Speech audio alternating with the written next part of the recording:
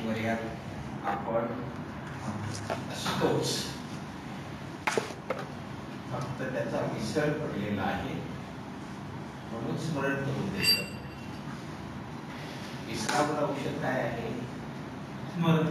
स्मरण म्हणून आपण तेच करतो आहोत. आनंद हे माणसाचं स्वरूप आहे. केसापासून ते नखापर्यंत संपूर्ण देह हा आनंदाने काय आहे? दुमलेला आहे, दुमदुमलेला आहे. अवघी दुमदुमली पंढरी असं म्हटलं आहे. तसा हा देह नखशिखांत आनंद आहे. स्वरूप म्हणजे काय? कोणत्याही अंगाने घ्या. फुलाची देख असते ना, कोणत्याही अंगाने खालचा काढणं काय, वरचा काढणं काय, त्यामुळे या देहाकडे जरा थोडस पहा. याच्याकडे बघतच नाही आपण. हा देह आनंदाचा डोह आहे. आनंद हे आपलं स्वरूप आहे, लक्षात येते. आनंदात असणं हा त्याचा स्वभाव आहे. ओके, त्याला आपण इथे हेच करतो. आनंदात आहोत, ऐश्वर्यात आहोत. आनंदात पुरद्रूप राहणं, पुरण होणं हा त्याचा स्वभाव आहे. काय सद्गुरूंचं वाक्य आहे ना, स्वभाव काय आहे माणसाचा? आनंदात स्फुरत राहणं, सतत स्फुरत. आणि सर्व व्यवहार, सर्व ऍक्टिव्हिटीज, सर्व कर्म ही आनंदात करणं हा माणसाचा खरा धर्म आहे. धर्म धर्म म्हणून आपण सगळे मोकलतो, नाही का? सद्गुरूंनी धर्माची व्याख्या काय केली? आनंदात सर्व व्यवहार करणं,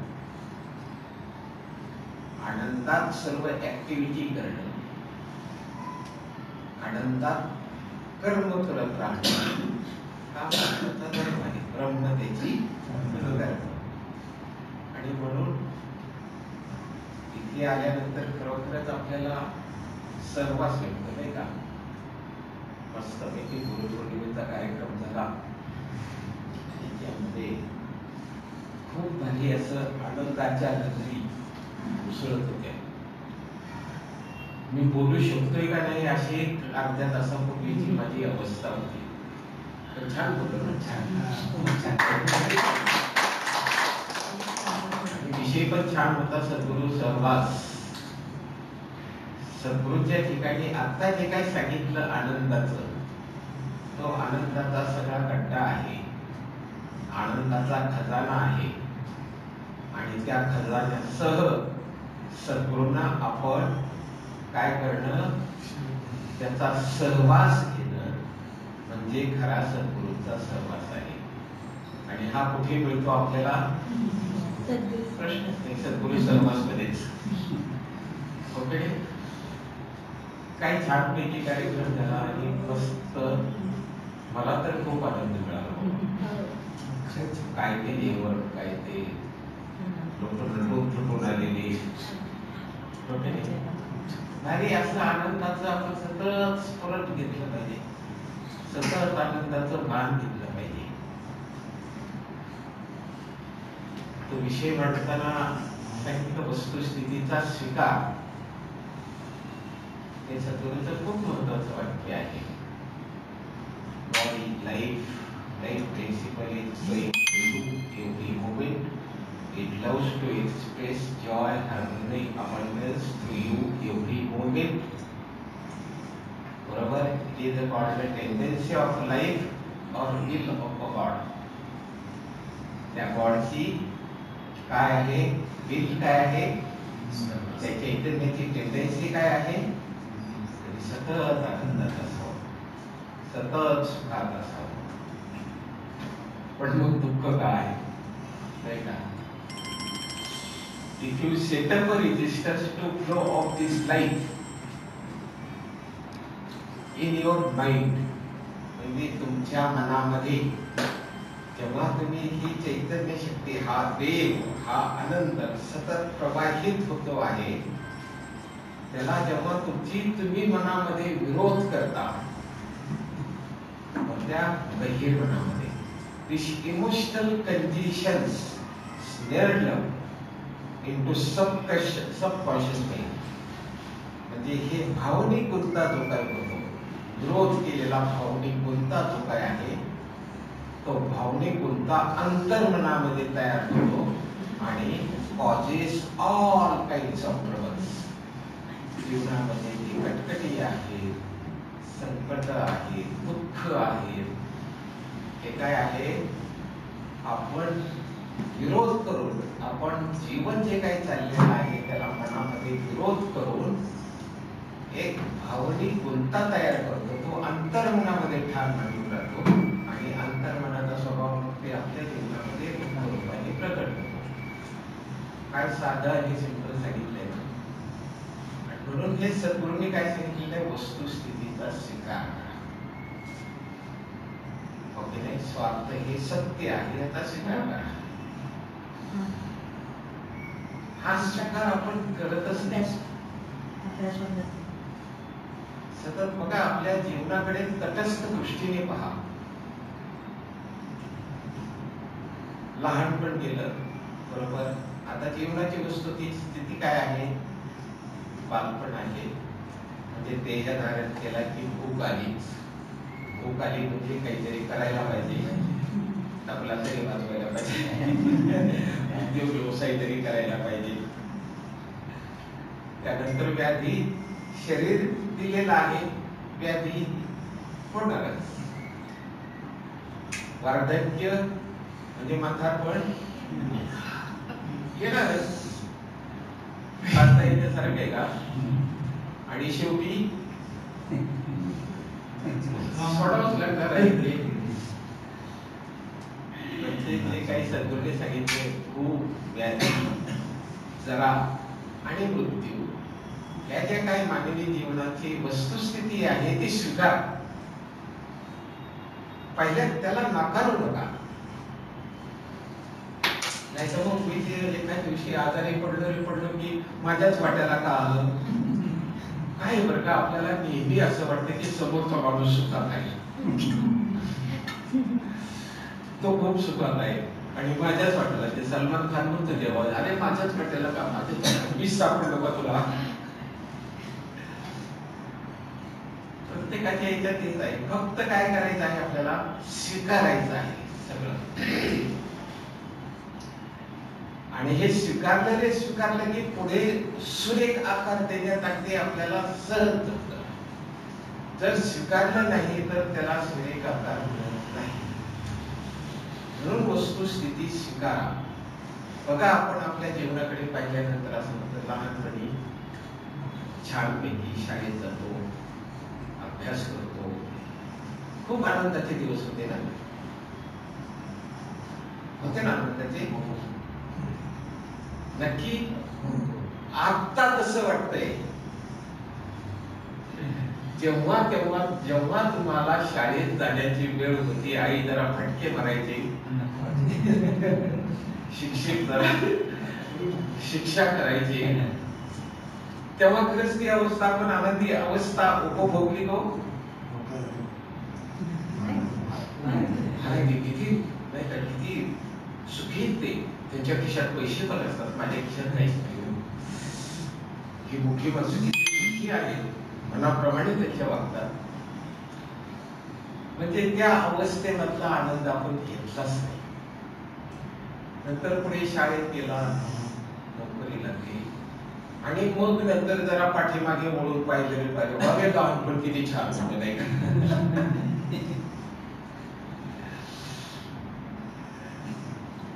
मग आता काय आहे, आणि लहानपण संपल्यानंतर तरुणपण आलं. आणि तरुणपणात तर काय आपला ते धुंद झालेला असतो, त्याच्यातला अनुभव आपण घेतच नाही आनंदाचा. लगेच पुढे पुढे पुढे पुढे, आता मिळेल, बघ मिळेल, आता मिळेल असं म्हणून धावतो आहे. आणि जरा थोडस बसले, हे पाठवे झाले, झालं पकडे. म्हणजे त्या अवस्थेमधला तरुणपणातला नाही आणि तुमचं हे आलं जे आले की दुःखी झाला. आणि शेवटी जाण्याची वेळ आल्यानंतर मग शेवटी पण म्हणायची वेळ येते, काय वा वा,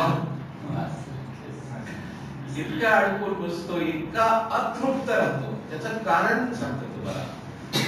अतृप्त आहे माणूस, सतत सुखाच्या नावाने बोंबाबोंब आहे, आनंदाच्या नावाने बोंबाबोंब आहे, तो अतृप्त आहे.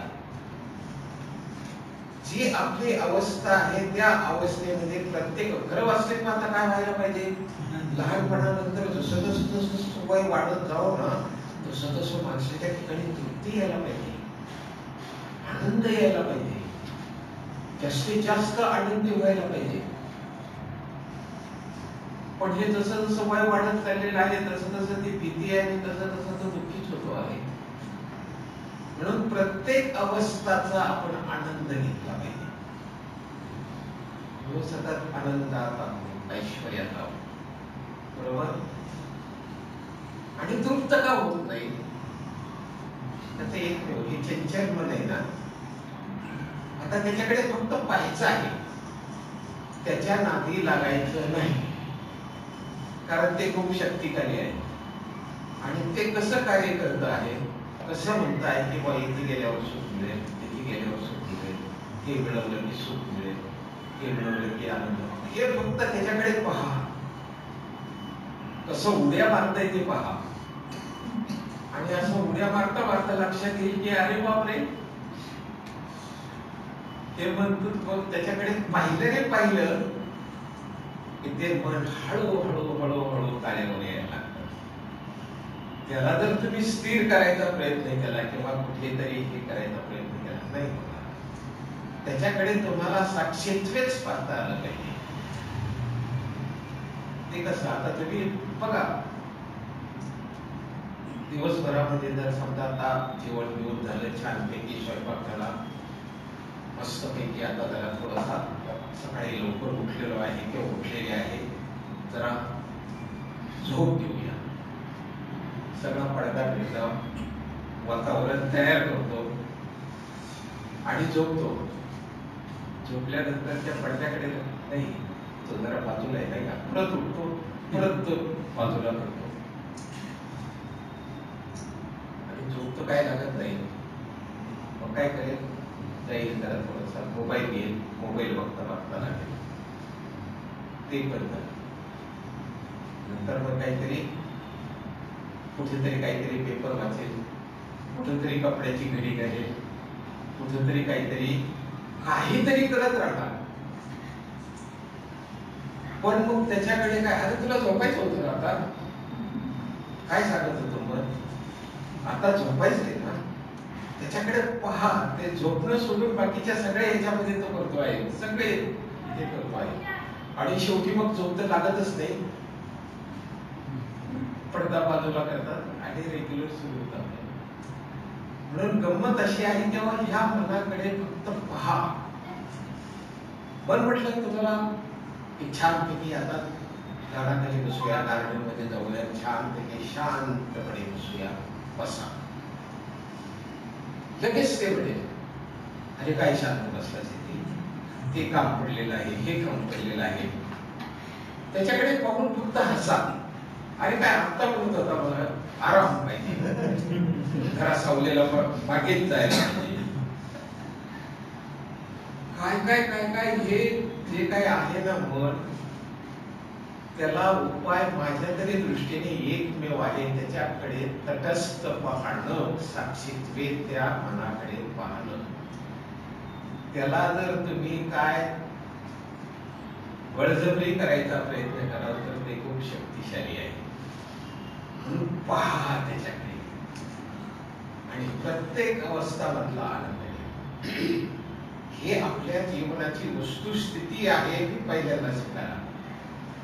आणि स्वीकारल्यानंतर आपण का उगीच ते नकारायचं, ते नाकारले की तुमच्या आतमध्ये सगळे ते इमोशनल कंडिशन्स होतात, भावनिक गुंता तयार होतो आणि सगळं मग आपल्या जीवनामध्ये दुःख निर्माण होतं.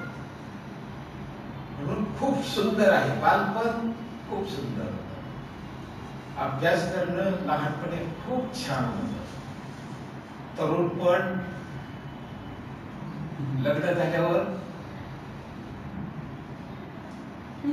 खूप छान, खूप छान आनंद. कामावर जाणं खूप आनंद आहे. त्या अवस्था मधला त्या याच्यामधला उगीच ते भूतकाळामध्ये जाऊ नका. खूप ते काय सत्ययुग होतं ते खूप छान होतं, मग त्रेतायुग हे झालं, आता कलियुग. खूप सद्गुरूंनी याच्यावर खूप ताशेरे ओढलेले आहे. सत्ययुगामध्ये जेवढं काही अराजक होतं, जितके काही माणसं दुःखी होते ती आता नव्हती, होती आता. म्हणून ती सत्ययुगाची जर वाट पाहत बसला तर जीवनाची वाट लागेल.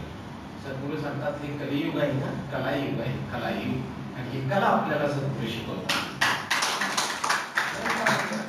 कला शिकवतात. स्वीकारा सगळं, एकदम पूर्णपणे झोपून स्वीकारा. कुठेही एवढाही विरोध राहता कामा नये. आहे ते सगळं स्वीकारा. जे वाटायला आलेलं आहे ते सर्व स्वीकारा. स्वीकारतच नाही.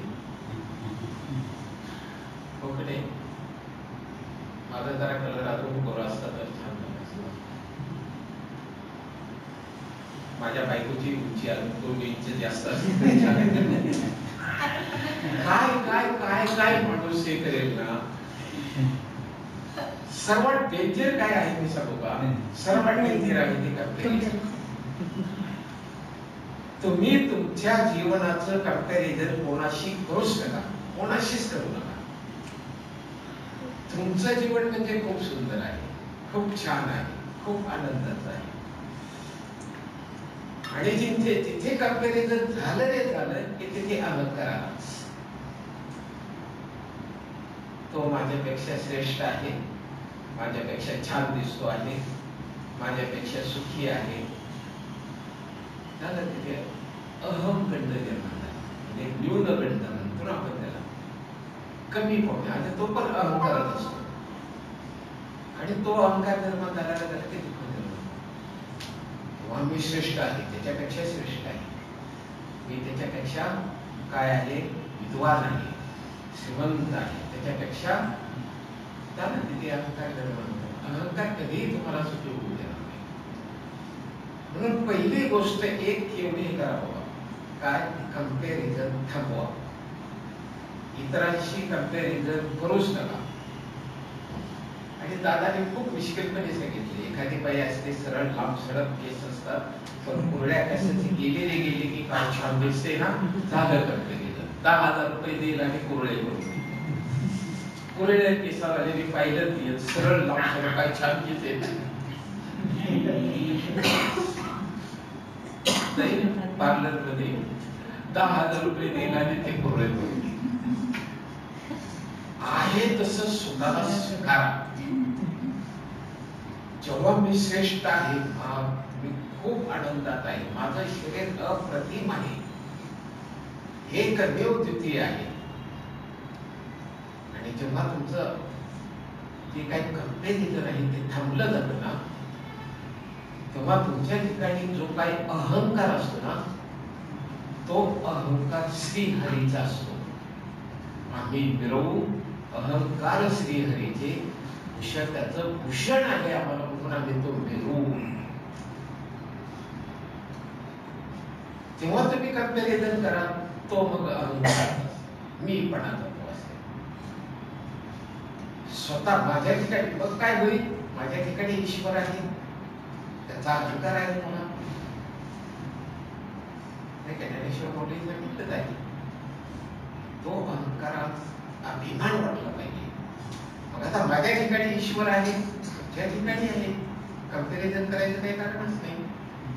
सर्व विश्वामध्ये तो आहे, विश्वामध्ये तीच चैतन्य शक्ती, तोच देव आहे.